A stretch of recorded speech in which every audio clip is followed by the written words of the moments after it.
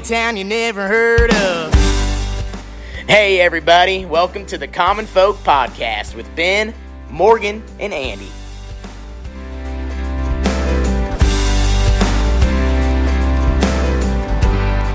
Welcome back to Common Folk.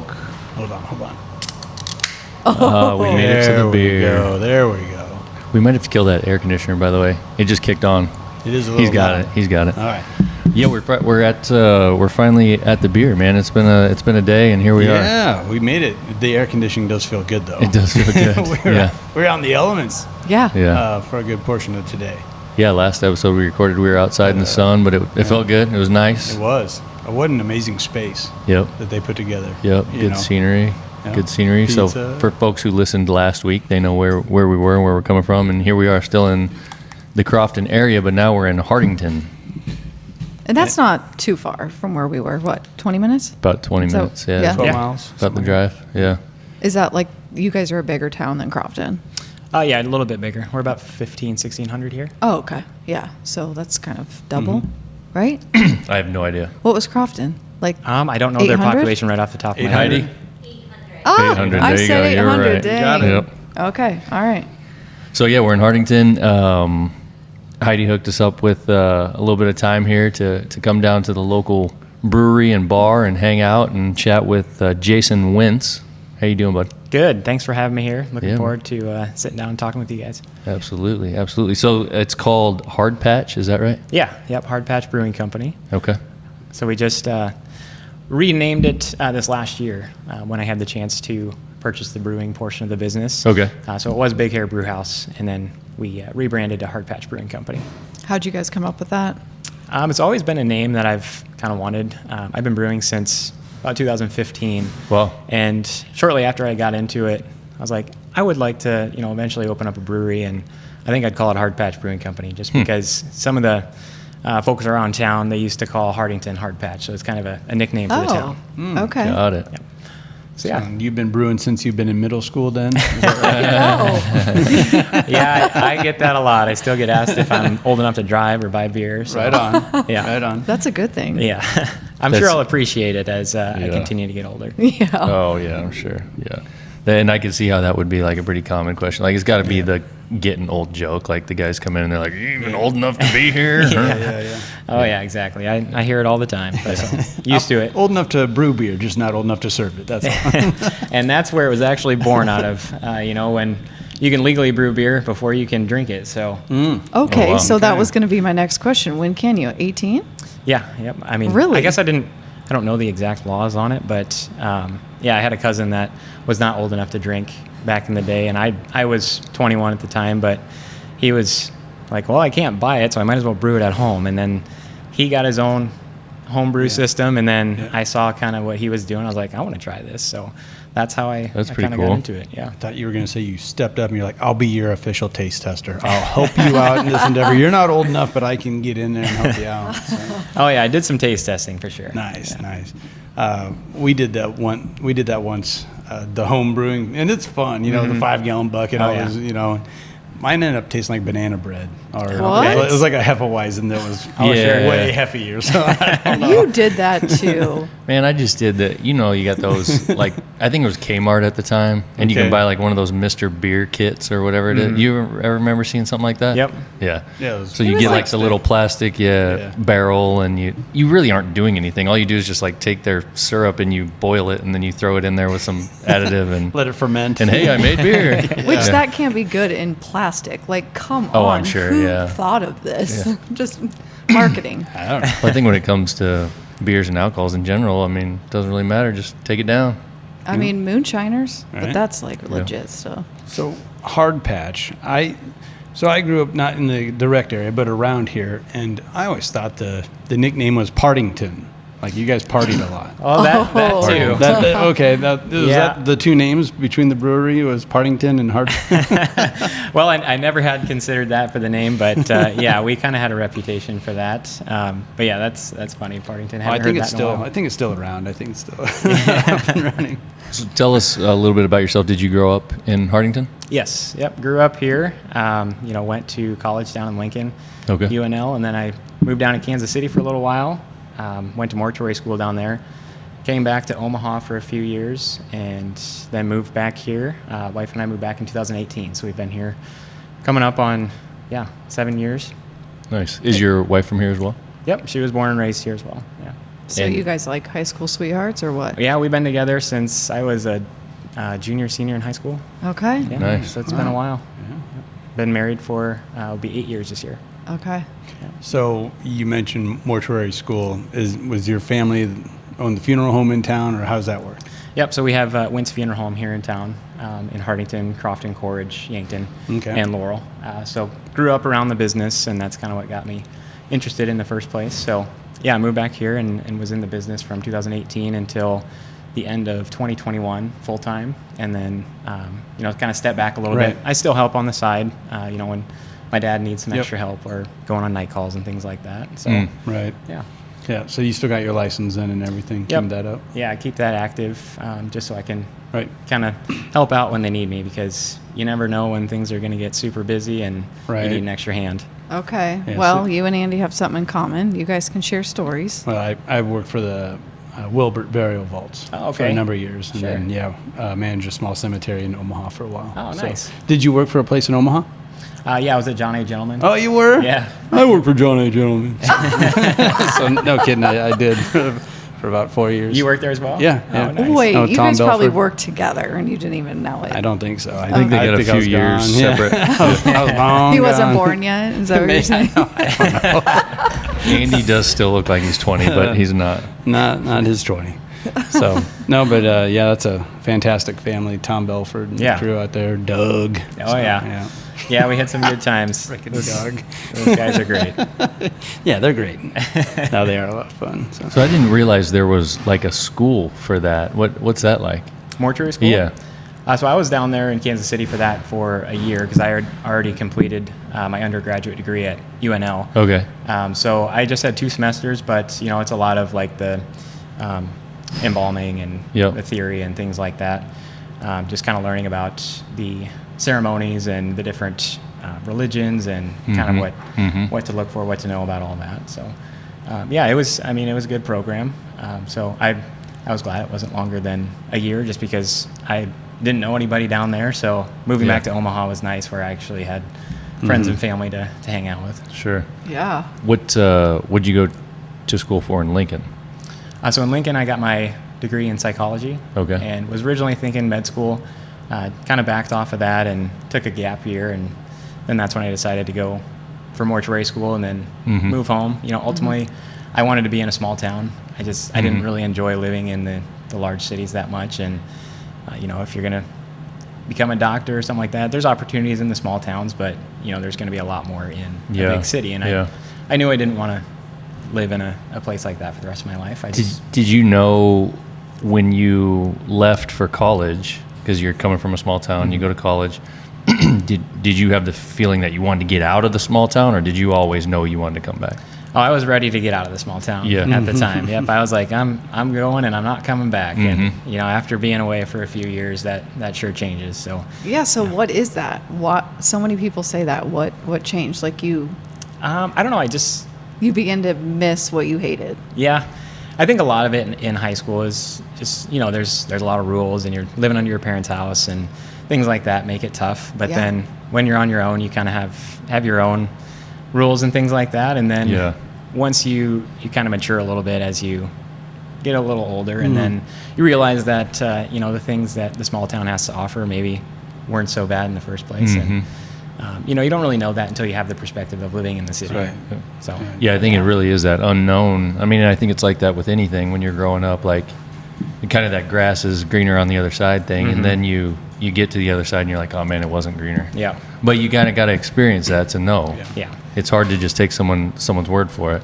Well, in a town like here, you get caught doing something fun, it's going to beat you across town. And everybody knows about it. Yep, And, exactly. you do that a couple of times, like, all right, I'm ready for Omaha, or Kansas City. I'm ready to get out of here. Yeah, for sure. I know all about that. So, I mean, even this last week, I went and rented a trailer to go down and pick up some kegs for the brewery, and not 24 hours later, people were texting me, "Where are you guys moving? Are you guys leaving town?" It's like I have a U-Haul in my driveway for less than a day. Right. Nice. Like, Yeah. come Yeah. on, give me Yeah. a break. So that Good and bad. Yeah, exactly. Yeah, heck yeah. So the brewery and the beer thing and that, I'm curious, like what, throughout life, what's been your experience with beer and what brought you to that? So like, when did you first start your love affair with beer? Were you like 16 years old or what? Probably about 17. 17, yeah. Yeah. Yeah. I mean, it's true. Yeah. Yeah. In the small town, you kind of Yep. get introduced to it Yep. pretty early. We're all guilty too. It's the same 100%, thing. You yeah. go to a farm field and I think I was Yeah. Hang 17 out. when we tried our first home brewing kit. There you go. I think it was me. But yeah, high school, you weren't drinking the craft beer though. You're drinking Yeah, whatever yeah. you can get your Keystone hands on. Light. Yeah, exactly. Yeah. But then, from there, went to college and really started to expand into the craft beer scene, and it just kind of went from there. I just really loved all the different options and stuff available, and loved trying new things. My wife and I, or girlfriend at the time, would hop around to breweries, and when we would go on vacation, we'd always hit up a couple and see what they had to offer. So yeah, it's just something that we've always been interested in. Do you think that you like beer itself more, or you like the process of making it?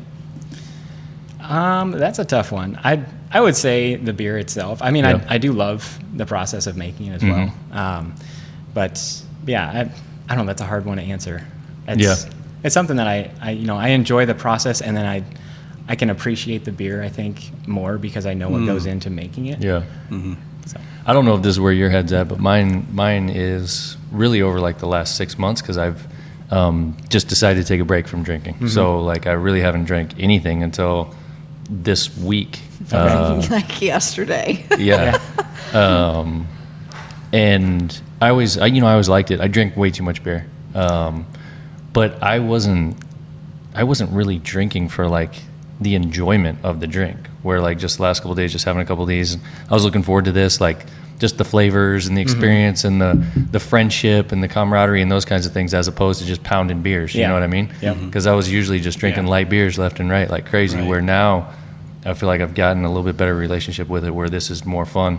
And that's kind of what the craft beer scene kind of feels like. Yeah, I would agree. Craft beer scene, you're not, I guess I can't speak for everyone, but most of the time when you go into a brewery to try some new beers, you're not looking at drinking 20 craft beers and with the goal of just drinking as much as you can. Like you want to sit down and enjoy it and try new things. And yeah, like you said, the camaraderie and just, sitting down, having a conversation with people. It's just a fun way to get out and relax. And, I kind of, I can relate to what you said about, not drinking that much recently, because I like the taste of beer so much that I'll drink non-alcoholic beer through the week. And, I'm not doing it just because I'm trying to catch a buzz. Like I like the taste more than anything. And, and it's just, a social thing when you're sitting with somebody and everyone else is having drinks. It's kind of awkward to be the one sitting there without anything in your hand. Yeah. So So I've got that on my list of questions for you here. I'm glad you brought that up.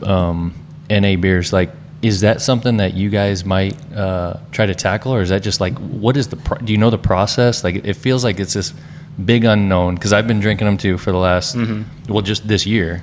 And the only good answer I got, we went to Boulevard in Kansas City, and they've got a bunch of different ones they're coming out with. Yep. And the guy behind the bar was kind of telling me the process a little bit. Sounded really fascinating. But is that something you guys have explored, or is that even doable in a small craft beer shop? It's something that I definitely am going to look into. I haven't looked into it yet. I know you can basically brew the beer like you would normally, and then if you heat it to a certain temperature after it has fermented, then the alcohol will come out of solution. But I haven't really done a deep dive into what it would all entail with my system. But yeah, definitely interested in doing that, because I feel like that has kind of been a little bit of a revolution in the last year or so, couple years. Yeah. And I think it'll continue to go that way as well. That's what we keep saying. We're seeing more and more people are like, you go to events, and it's almost odd if someone doesn't have NA offered. Yeah. Yep. It's totally becoming a thing. So yeah, I agree. Yeah. So maybe in the next, within the next year, we can put something out. But obviously it's going to take some trial runs. Obviously, first ones we put out are probably not going to be very good. So might have to dump a few batches before we get to where we want to be. Yeah. No, I'd love to talk to you again if you ever go down that road, just to kind of hear about that process. Because like I said, I've never got a good answer. It's almost like it's a secret they're intentionally keeping. No. Yeah, I mean, with some people, it's like, okay, we've got, because I think there's a perfection to that process, and you can tell if you've drank enough NAs. You've had some where you're like, this really sucks, or this is water, or whatever. But one of the things that the guy at Boulevard was telling me that I thought was fascinating. Well, two things. One, he said that there's a process where they're like essentially freezing it. Okay. And then the alcohol doesn't freeze, so then they can skim that off or whatever. Sure. And the other process, what was even more fascinating, was he said they're running like a chamber, like a vacuum chamber. And, when you put vacuum to it, the liquid will boil. Mm-hmm.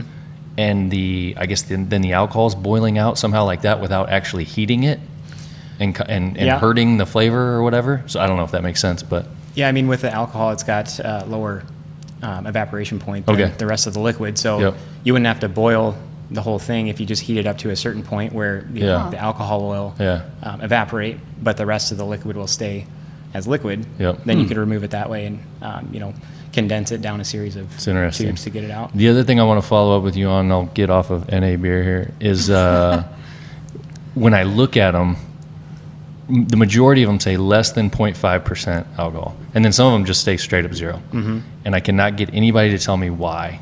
I have a feeling it's there's like some kind of probably federal rule in the way that it's made that they have to say this or not. But if you ever find that out, let me know, because I want to know what the deal is. I know. He has homework now. Yeah. No, I'll check into that because I've noticed that as well. Some of them, like Heineken, for example, that one's 0.0, but then you got Busch NA that's less than 0.5. Yeah, and even within those same families, like the Busch NA's that, and then they've got Budweiser 0 that's straight up 0. Yeah, I feel like they're covering their ass somehow. There's got to be something there, or some regulation that they have to stand by. Okay, but let's talk about alcohol in let's the beer. Let's do it. Enough of that. We probably lost half of our listeners at this point. Andy's falling asleep over here. Yeah, I'm just getting another beer, a real one. Yeah. All right, so how many different beers do you brew? Is that something that you say? How do you even say this? Yeah, Is that right? We brew right now. We've got 12 different options on tap. Okay. One of them's a seltzer, so we've got 11 beers and a seltzer on tap, and then we'll kind of rotate those out. So we're getting near the end of a couple of our options, and then I've got some new stuff ready to go that's in the cooler, and we've got some going in the back right now. So that way, when we clear those kegs out, we've got some new options for people. Do like to keep a couple mainstays on tap, though. Yeah, that's what I was going to ask, because you bought out an existing business. Mm-hmm. Was there just a couple of flagship flavors you had to keep? So I didn't keep any of the flavors or any of the beers that we're currently on. Mm-hmm. I don't have access to the previous brewers' recipes and things like that. So I replaced basically all of those with my own recipes, but kind of within the same style. So there were certain beers that were more popular than others, and like your light American lager, things like that. Those typically would sell more than other ones down here. So like our Lane 8, we keep that one on. Pretty much all the time, because that one goes the best out of anything, I guess, most volume. And that's the fun part, right? Yeah. Isn't that the fun part? Coming up with new flavors and all that, making your own, For line. sure. I mean, how do you think of a flavor? That just seems crazy to me. How do you know what to put together? So I'll do a little research on like a style. So if I'm going to do something new that I've never done, then I'll look into the style, what's typically used for malt, what's typically used for like your hops and your yeast. You got to look at things like water profile for different beers. So from there, then I kind of I'll put together a grain bill based on what you typically see in that style of beer. But you obviously have to put your own spin on it too. So you don't want to just straight up copy some of the recipes online. Right. So it's kind of a trial error process where you kind of have the guidelines that are set forth for the different styles, and then you brew something, and if you don't like it, or if there's something that you're like, okay, that's too much of this or not enough of this, then you make adjustments going forward. And that's something I really enjoy about it, because you can always make those alterations. Just a small thing will make a big difference. Sure, I bet. Are we allowed to talk about what you guys have coming up with the dam race? Sure, yeah. We've got a new beer that we're going to be releasing for the dam race. I'm just going to do a cream ale.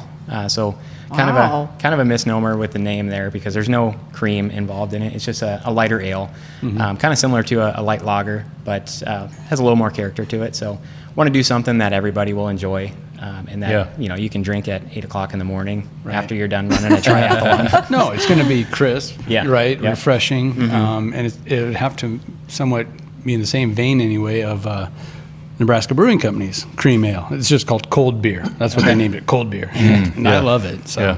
and it's not an NA. It's beer. It's not NA. It's not NA at all.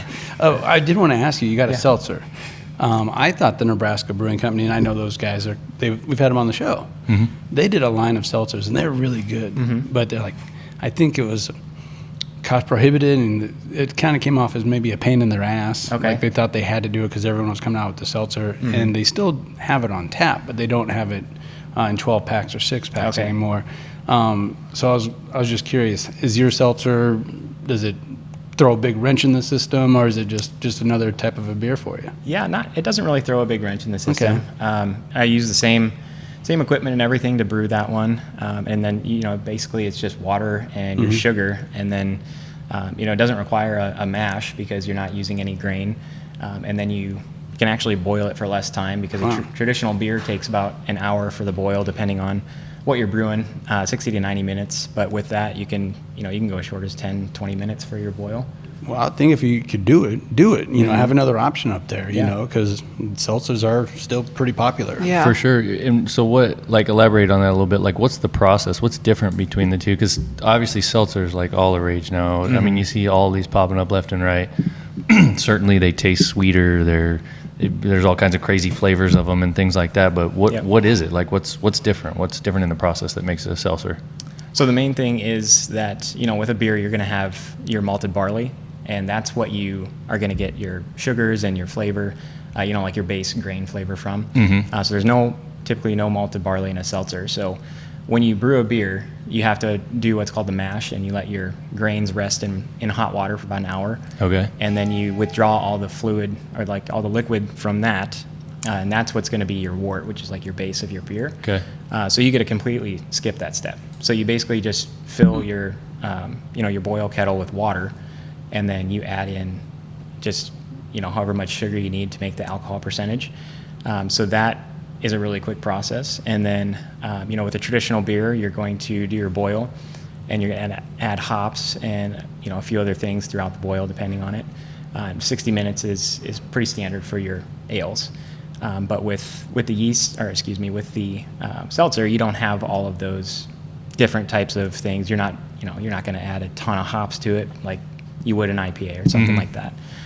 So then, once you're done adding in like your yeast nutrients and stuff like that during the boil, you just cool it down, and then you pitch in your yeast and let it go for a week or so. And traditionally, like the yeast that we've used here, they ferment super quick, so they could be done in 4 days. And then you just got to let it kind of age for a little while. But yeah. So you're like, when you're making a seltzer, as an example, you're putting the water and the sugar in there, and you're boiling all that. Yep. And then basically step is just to kind of get everything diluted. So that you want to make sure you get your sugar all dissolved into the water. That's what I meant. Yep. Dissolved. Yeah. Yep. Wrong word. And then you got to think about sanitation. So one of the main purposes of boiling is to make sure it's sanitary and it's not going to become infected. There's a lot of different ways that can get infected throughout the process, but that boil just makes sure that And then you put the yeast in it, and it reacts with the sugars and creates alcohol. Yep. So the yeast will take those simple sugars and convert those into alcohol, and they put off carbon dioxide as byproduct. So if we went back there, you'd see we got a blow off tube that's just pumping out gas because those yeast are going to work. Got it. So then you are like kind of testing that for like alcohol content or something, and then when it gets to a certain content, then you. So typically, I'll just let the yeast run until they, are done. Yeah. Okay. Yep. And then you can take what's called a gravity reading, and that'll give you basically the percentage of remaining sugars left in solution.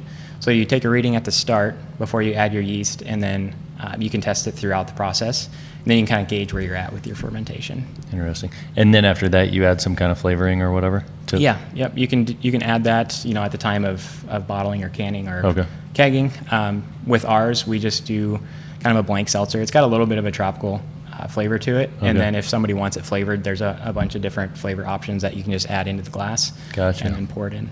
Interesting. Because the name is Joyride, so I would have no idea. Like, what does that taste like? Yeah. Certainly whatever you want.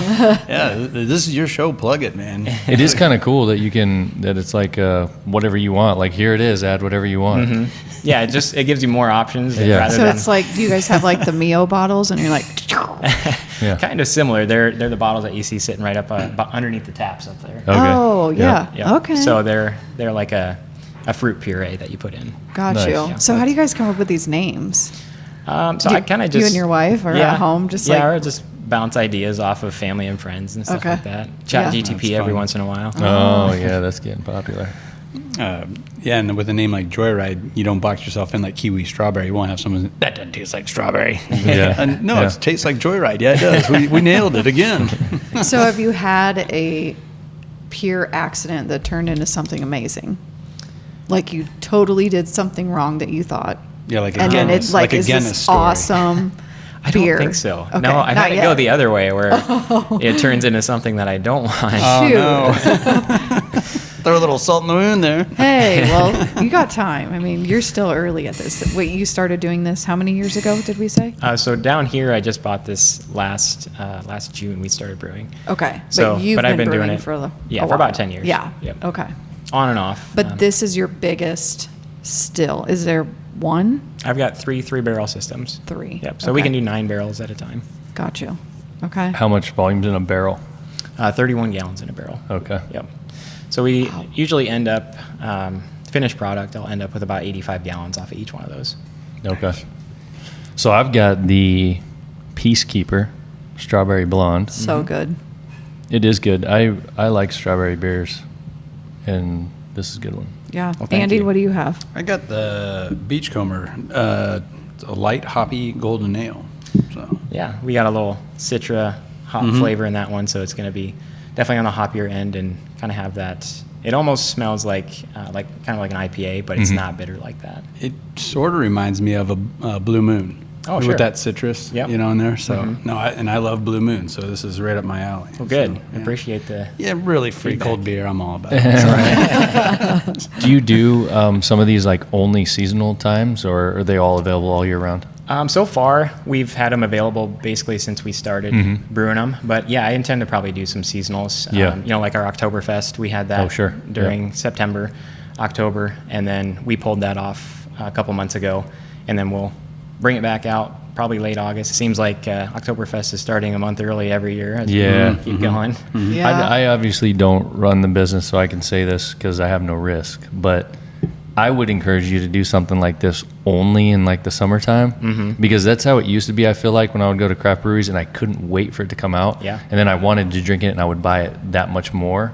Where now I feel like I can get these any time of the year. It's kind of like it becomes just kind of a regular thing. It's like, oh, okay, I can Yeah, get it. like your relationship in morel mushrooms. You don't want Exactly, those things yeah. to be all Yeah, season long. You want it to 100%, be yeah. springtime, Yeah. a hard Yep. end. Like yeah. looking forward to Yeah. the summer and a strawberry blonde beer or whatever, it's like, it's kind of just a cool that time of year you associate Yeah. it with it or whatever. But Do you guys sell Don't like listen to me on that. growlers here too, or? So we've got the cans that we sell for sale, but as far as growlers, we did that initially. I guess before I was here, they used to fill the growlers, but kind of have gone away from that just because people bring in their own growlers. You don't know how sanitary they are. Oh, things yeah. like that. So and those like bigger cans like that, you probably have like a canning machine. If folks are watching this on YouTube, they'll see at the end of the table.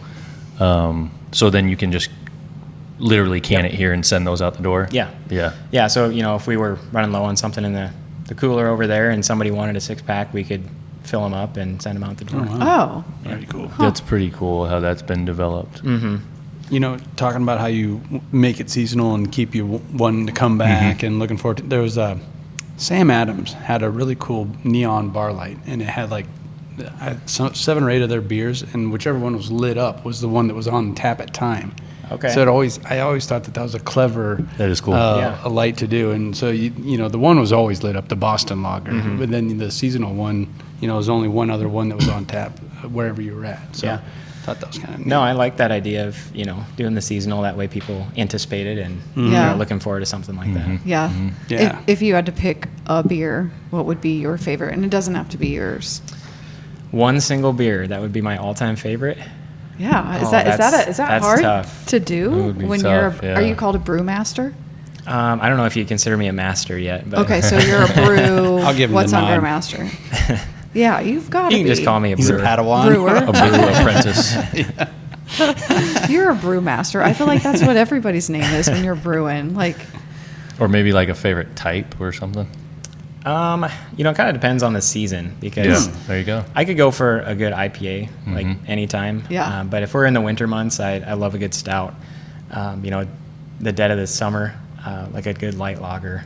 That's kind of what I'd go for. So Okay. it really just depends. Yeah. But I like Yeah. all styles, so it doesn't really matter. and you said Yeah. your wife does drink beer too. Yep. Okay, because some ladies don't like beer. Yeah. I've always loved beer, but That's know. pretty much the only thing she drinks. She doesn't Okay. typically, she'll have a glass of wine at dinner every once in a while, but Uh-huh. yeah, for the most part, it is beer. And I think that might have been a little bit of my influence back in the high school days. So. I'm sure. Leave it on. Growing up leave in it the up to hard the lady. patch. Yeah. Growing up in the hard patch. Oh my gosh, so Have, good. have you ever got caught or whatever? Because you notice trends coming out like pumpkin spice. Then everybody has pumpkin spice everything. And I've been noticing it with breweries. And I think the latest one is pickle flavor or dill. Oh, yeah. Oh, Everybody has a yes. pickle beer. A lot of places have 2 or 3 different pickle flavors now. Have you ever got caught trying to follow a trend like that? You give it a go and you're like, oh my God, we can't get this off the shelf. I haven't done anything like that crazy, like Okay. a pickle beer. I don't intend to probably do anything like a pickle beer just Okay. because I don't know, that I feel like would be a hard sell, especially in a small town brewery. Okay. So I've mainly stuck with more common styles. Right. Do some fruited things here and there, but I do want to kind of experiment and do some maybe not totally off the wall things, but Right. but yeah, it's just something different, something new. But yeah, nothing quite as crazy as the pickle trend. Right on. So when you are traveling and everything else, and because if you get to looking, there are microbreweries just about everywhere. Do you have to stop at one? You got to check them out, see what they're all about. Most of the time, like if we have time and we're gonna be going through, we'll stop and check it out. But if we're just passing through a town, then we usually bypass until we get to the destination, and then we definitely go check out the brewery scene. Right on. Yeah. What do you think about your guys' operation and what you do, whether it's like the product you're putting out or the whatever's behind, why you do what you do? What makes you guys a little different than other breweries around or just breweries in general, Yeah. That's a great question. I think, for the most part, the beer is all going to come down to the same ingredients. So you got to have a way to kind of separate yourself a little bit. And I think that comes down to just trying to put your own spin on your beers. What separates us. I think the space here is pretty cool. It is. It's a big place that you can have events in. We have people rent out the back for parties and things like that. And it's just an inviting atmosphere to come into, and I think people really enjoy having that option in a small town, or even being able to travel, half hour or so. You come from Yankton or surrounding communities, and we've got a place like this for people to come and enjoy themselves. Yeah, and this building, it has some history to it. It seems like it's been on Main Street since there's been a Main Street. Yeah. Like there's some history here. Yeah, this was the Surge building prior to being a brewery. So that I don't exactly know what they all did here when it was the Surge building, but yeah, it was not a brewery until 2021. So, but yeah, this has been here. Edward Hosh had this building, and there's a bench right outside with his name on it, and it's from 1968. So from 1968 to 2020, he had this building, and then that's when they turned it into the brewery in 2020 and opened in 2021. Very cool. I bet you guys do have a lot of parties. Do you have graduations and all that stuff coming up? Yep, graduations this weekend. So, there are a couple parties coming up this weekend, and then throughout the summer, I'm sure there'll be more. People do their bridal showers, things like that here. So, yeah. So do you guys just open normally then on the weekends in a smaller town like this, or is it random one night during the week too, or how's that work? It's a set schedule, so we're open Wednesday through Sunday. Oh, so we're closed okay. Monday, Tuesday, and then Wednesday through Sunday, and then the hours just kind of they're pretty set most of the time. Yeah. Open up about 4, and then in the evenings it kind of depends on the crowd. So Right. Saturdays probably most of the time will be their latest nights. Okay. Yeah. Where do you guys distribute? Like, does it just stay local, or are you sending all over the state, or how's that working for you? So I've been working on that the last several months, really trying to expand into other markets. So right now we are in cans in Wayne. You can find us in West Point, and working on Omaha and Lincoln. We do have a couple kegs down in Omaha and Fort Calhoun, surrounding areas down there. So going to continue to work on that, just kind of getting some of the logistics hammered out with cold storage and the canning operation. So yeah. Did I hear that there was like some legislation or something that was passing that was going to allow breweries like yourself to like self-distribute more volume as opposed to having to go through a distributor? Yeah. Is that a thing? Yep. So that passed in 2022. Oh, okay. So they may be looking to revise than it. I thought. Okay. But yeah, so as a brewery, we can self-distribute up to 250 barrels per year. Okay. So that's a huge win for small people like us, because Yeah. if we go through a distributor, that's going to take a big chunk out of your At cost margin. and volume and stuff, you're probably almost giving it away by the time you. Yeah, exactly. Yeah. So that allows us to put more in our pocket, and Yep. that really helps with the cost of operation and things like that, because it's it's not cheap to buy the equipment and run the I feel like I operation. heard a larger volume than that recently. I think they are looking at expanding it to Yeah. potentially up to 2,500 barrels is what Wow. I Yeah. heard last, but Yeah. don't quote me on that. But yeah, Wow. that would be a big win, because then we could. Do you know, is that like something Nebraska is kind of doing exclusively, or is that something that they're kind of seeing all around the country, or do you have any idea? I am not sure outside Yeah. of Nebraska. I haven't really looked into the other states as far as self-distribution. I've looked into South Dakota as far as like if we can distribute there, and Yep. I would have to go through a distributor in South Dakota to bring it across. Okay. So they, 'Cause you're so close. yeah, which is kind of a bummer, because Yeah. we're 25 miles from the Yep. border. and- Yep. But so maybe down the road, if we max out our self-distribution, look to expand into that market. But right now, it makes the most sense for us to keep it in state. Yep. And I'm not trying to like put you in a bad spot or anything. This is my opinion, is that I look at the way the distribution world works in this industry pretty similar to like when we talk about like the cattle processing. That there's a few big players that are pulling all the strings, Yep. and you're at their mercy. When it comes to liquor. So I think it's really cool that Nebraska is making moves to kind of put some power back in the hands of the producer. Yeah. Yeah, and it also allows you to be way more selective to where your beer goes. So you get control on that. So sometimes I've heard some terrible stories where distributors like, I would never go there. Your beer's going there first. If you can make it there, then you're gonna. So now you get to say like, well, there's this bar in Omaha that I would rather this go to before it goes anywhere else. So I just think it, like you said, it's just a huge win for the little guy. Yeah. I guess you could say. Yeah, exactly. I definitely agree. So really glad that is in place and potentially could expand in the future. While we're talking about that, a question I have for you is I've heard, and just how things have been going for the last few years, that there's a lot of small breweries falling off. There's a lot of them claiming bankruptcy, just a lot of that kind of stuff going on. Yep. What's the story there? I mean, are you feeling any kind of pressures like that? Is it just small business in general, or something specific to the craft brew industry, or? It's always in the back of your mind, because Yeah. the craft beer industry it exploded back in 2008, 2009, and the last several years, like you said, with everything that's going on, there's been more and more places having to shut their doors. I think we see it in business other than breweries, but yeah, absolutely. I think breweries are definitely kind of under the gun, because there's just so many of them all over the place now. Because 10 years ago, you probably would have had to travel to Lincoln or Omaha to find a craft brewery. Yep. But yeah, it's something that's in the back of your mind, but you just got to be, make sure that at the end of the day, you're watching the bottom line and making sure making smart business decisions, financial moves. And I would imagine, I mean, your clientele, the product that you're selling, is a, how would you classify it? I Like mean, a it's premium brand. It's well, not only that, it's- but what I mean is when people are deciding what they're going to spend their money on, it could potentially be one of the things that comes first out of the budget.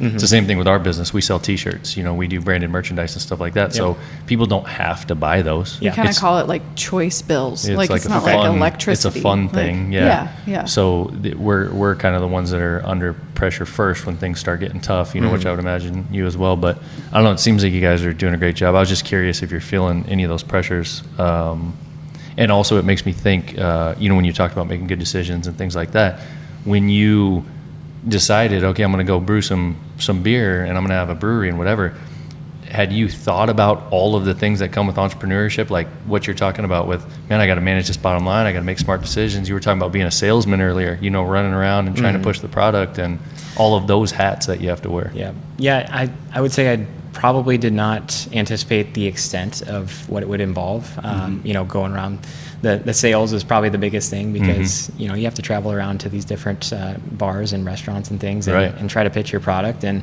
that's something that is not something that I have been super familiar with in my line of work is sales. So definitely having to adjust to that. But yeah, when I had the opportunity, I knew there would be things that would come up and challenges and things I would have to learn along the way, but I didn't want to let the opportunity go and then look back 10, 20 years and say, why didn't I take a chance? So, even if things don't work out, then I can at least say I tried. Yeah. 100%. Well, and a lot of it's fun. I'm just looking at the artwork and how you guys piece together these two logos. So you can see the hard patch on there both times, and it's set. It looks clean. But then there's different artwork. So like stuff like that, it's time consuming and it can be a pain in the neck, everybody has an opinion. But it's fun. I think it looks like fun to me coming up with those two different labels. And that's something I enjoy because I actually design all the labels myself. So Oh wow, look at you. Kind of a one-man show, but that's something that I've enjoyed is the creative part of doing that. It's a little frustrating at times when you spend 8 hours and it's like, I'm scrapping it all. I hate it all. I hate that. I hate that for you, man. Do you have a hard time as like a business owner letting some things go, like giving some responsibilities to some other folks? Like, there might be things that you really love doing and you're always going to do that, but then there's some other things that are absolutely critical to the business that you need someone else to do, but you just can't let it go. I haven't really run into that yet. Okay. As we hopefully continue to grow and expand, then I'm more than likely going to have to delegate some of those tasks to other people, and I think I'll be fine with doing that as long as I can find somebody that I can trust and know will do a good job. I'm kind of a little bit of a perfectionist, so I may have some trouble letting some of those things go because I like to oversee and make sure things are done how I want them done. That is one thing. Every brewmaster, they are all perfectionists. I've not met one that doesn't just that dots all the I's, crosses all the T's. Yeah, that's one commonality I think between all the brewers out there. Okay, so all your ingredients, it made me think, do you get local, is it mash, all the stuff? Grains. Grains? That was the question that I was going to have follow when you were asking all those businessy questions, Mr. Business Pants over here.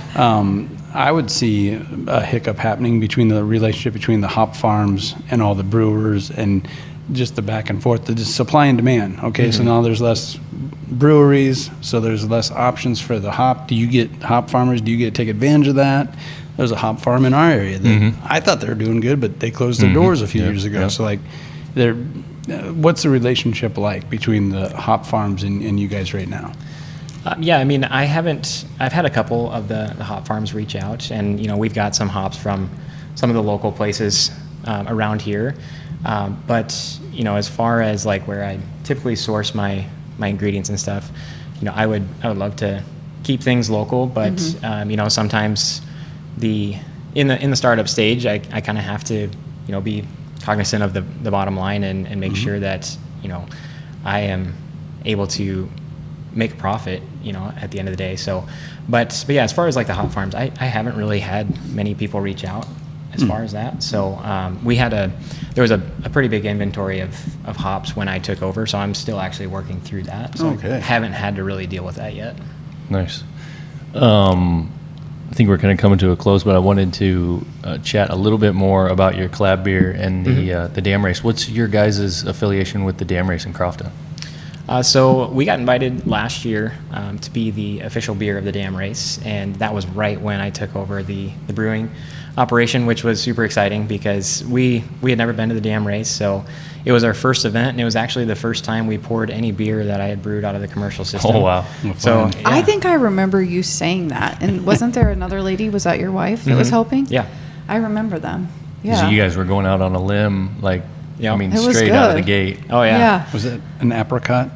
Nope. Yeah. What was So it? we actually had the beachcomber there. Okay. Oh, There okay. we go. Yep. I've made a few tweaks to it since that time. Okay. And we had the Lane 8 lager. So that one is still, the Lane 8 has been the one that's sold the most over the last Didn't you guys year. like sell out? I mean, it was Yeah, like we a were hot.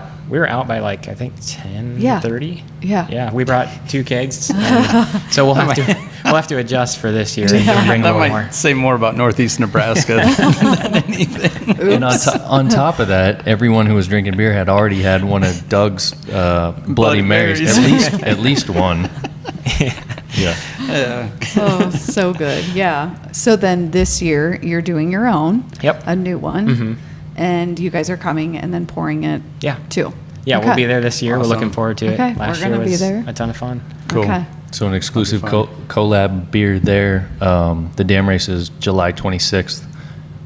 If folks are interested in coming about that, if you listened to our last couple of episodes, we recorded in Crofton, so you've heard a little bit about this. So one more time, Crofton's with an S, damrace.com. Go on there, check it out. You can sign up. It's a triathlon, but instead of a swimming, it's got a kayaking piece. You can do it as a team, which is what we're going to do. We did it last year. We had fun. We didn't do awesome, but we had fun. We That's the were main not point. winners, but This year, we're destined to do better, I'm sure. Andy is probably coaching us again. So I think so. I think I've got to up my coaching game. He's going to be bringing the heat from the sideline. Bring the motivation. Yeah, yeah. But it is a lot of fun, so I would encourage folks to check it out. Get on there and sign up and come up and see us and try some hard patch beer. That's going to be fun. Yeah, looking forward to it. Yeah, man. Anything that you wish we would have asked that we didn't when you were thinking about coming into this? Anything that you wanted to cover? No, I think we hit a lot of the points that I was anticipating. So Yeah. yeah, I think we oh, good. we did a lot of. I learned a lot here. Yeah, it's pretty cool. Yeah, that's awesome. Thanks for having us, man. It's an Yeah. awesome Thank place. you. Well, thank you for having me. I appreciate the opportunity to be on podcast with you. guys. 100%. Looking forward to seeing you in July. Absolutely. All right, we'll shut it down. All right, peace. See you guys. Later.